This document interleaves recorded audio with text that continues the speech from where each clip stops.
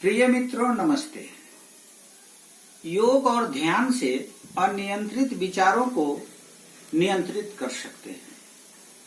मानव जीवन में विचारों का सर्वश्रेष्ठ स्थान है। विचार ही हमें अच्छे बुरे किसी भी कर्म के लिए प्रेरित करते हैं और हमारे जीवन को उस दिशा में ले जाते हैं। आज संचार के साधन बढ़ने से अखबार, टीवी, इंटरनेट, मोबाइल, सैटेलाइट, अनेक क्रांतिकारी संचार के साधन आने से हमारे जीवन में सेकेंडों में अनेक विचारों का समावेश होता है और वे कभी कभी अनियंत्रित हो जाते हैं। और विचारों के अनियंत्रित होने से मानवता का संहार होने लगता है। आज अनेक युद्ध के कारण विचारों का अनियंत्रित होना है। भारतीय संस्कृति सभ्यता में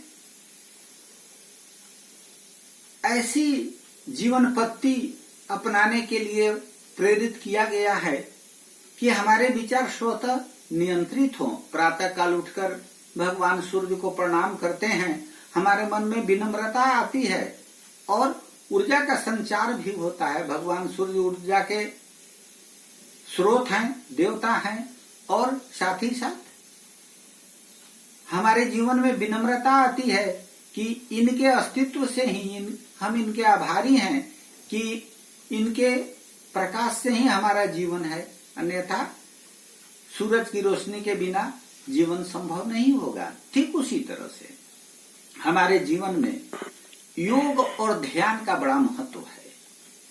भगवान श्री कृष्ण गीता में कर्म योग, भक्ति योग, राज योग, सांख्य योग के माध्यम से विस्तृत वर्णन करते हुए मानवता को राह दिखाए हैं कि योग और ध्यान के माध्यम से आप अपने विचारों को नियंत्रित कर जीवन को सफल बना सकते हैं। इसलिए इस मानव जीवन में योग और ध्यान को अपनावें और अनियंत्रित विचारों को नियंत्रित कर अपना जीवन की सार्थकता को इस संसार में परिलक्षित करें। भगवान कृष्ण कहते हैं कि योगे अस्थु कुरु क्रमानि संग त्यक्रोवा धनंजयः सिद्ध समो भूत्वा समत्वम योग्य उच्यते। भगवान श्री कृष्ण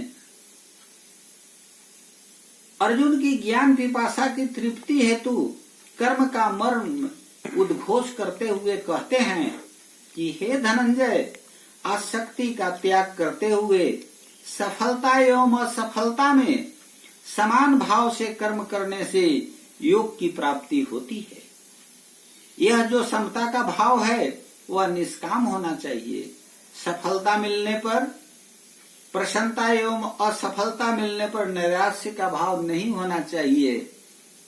यदि हमें जीवन में कुछ प्राप्त हो गई, कुछ सफल हो गए, तो हम बहुत ज्यादा उत्साहित न हो कि हमने जीवन का बहुत कुछ पा लिया और कभी जीवन में कुछ नहीं मिला, कुछ खो गया, कुछ निराशा हो गई, तो उसके लिए भी हमें हतोत्साहित होने की जरूरत नहीं है। यह जीवन विचारों, समुद्रों, सफलताओं और असफलताओं का बहुत बड़ा समुद्र है, खजाना है। इसलिए